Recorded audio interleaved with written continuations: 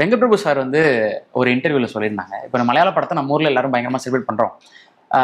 அந்த படம் வந்து பொதுவா எல்லா மலையாள படங்களுமே வந்து ஸ்லோவா தான் ஸ்டார்ட் ஆகும். நிறைய இடங்கள்ல வந்து டியூரேஷன் அதிகமா இருக்கும், ஸ்லோவா தான் இருக்கும். ஆனா அதை வந்து என்ன எவ்வளவு ஏஸ்தட்டிக்கா இருக்காங்கன்றத வந்து என்ஜாய் பண்ணி ரசிக்கிறாங்க. நம்ம ஊர்ல அதை பண்ணா அவங்களுக்கு வந்து பிடிக்க மாட்டேங்குது, படம் லேகு அப்படின்னு சொல்லி திட்ட ஆரம்பிச்சிடறாங்க கிரியேட்டரை. இது எப்படி அது புரிஞ்சுக்கிறதுனே தெரியல. மலையாள படத்துக்கு ஒரு விஷயம், தமிழ் படத்துக்கு ஒரு விஷயமான்னு கேட்டிருந்தாரு. இப்ப நீங்க அங்கேயும் ஒர்க் பண்ணனால நீங்க இதுக்கு கரெக்டா சம்வேர் எனக்கு மேபி இந்த படம் வந்து தமிழ்ல டப் பண்ணலாமா அப்படின்னு ஒரு டாக் வரும்போது, இல்லை சார் இது மலையாள படமாக தான் நம்ம பண்ணோம், அது மலையாள படத்துலேயே இருக்கட்டும், மலையாளமாகவே இருக்கட்டும் அப்படின்னு நான் சொன்னேன். மேபி இந்த காரணங்களால தான் அப்படின்னு எனக்கு தோணுது.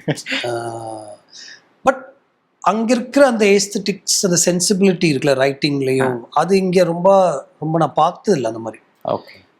ரீசெண்டாக இங்கே ஒரு படம் நம்ம ரொம்ப ரசித்து பார்த்தோன்னா, ஒரு ஸ்க்ரீன் பிளேயாக ஒர்க் பண்ண விஷயங்கள் வந்து மகாராஜா. எனக்கு அது ரொம்ப பிடிச்சிருந்தது. அஃப்கோர்ஸ் எல்லாருக்கும் அது பிடிச்சிருந்தது.